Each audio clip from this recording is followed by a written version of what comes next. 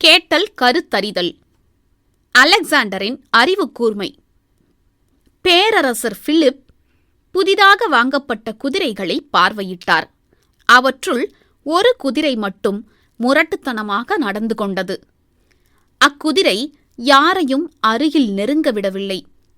அதனை அடக்க முடியாமல் அனைவரும் திணறினர்.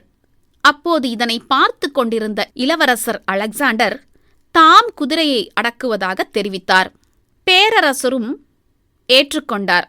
அலெக்சாண்டர் அக்குதிரையை வேறு இடத்திற்கு கொண்டு சென்றார். இப்போது அதன் மீது அவர் ஏறி அமர்ந்தபோதும் குதிரை ஒன்றும் செய்யவில்லை. பார்த்து கொண்டிருந்த எல்லாரும் கைகளை தட்டி மகிழ்ச்சியை தெரிவித்தனர்.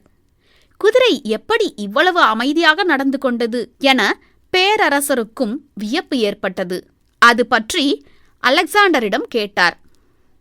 குதிரை தன் நிழலை பார்த்து தானே மிரண்டது. அதனை வேறு இடத்தில் நிற்க வைத்ததும் அதன் முரட்டுத்தனம் அகன்றது என அலெக்சாண்டர் கூறினார். பேரரசர் பிலிப் அலெக்சாண்டரின் அறிவு கூர்மையை கண்டு வியந்தார்.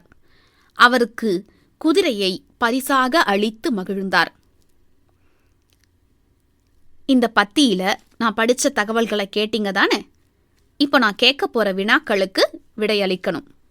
வினாக்கள்: குதிரைகளை பார்வையிட்ட பேரரசர் யார்? குதிரை ஏன் முரட்டுத்தனமாக நடந்து கொண்டது? முரட்டுத்தனமாக நடந்து கொண்ட குதிரையை அடக்கியவர் யார்?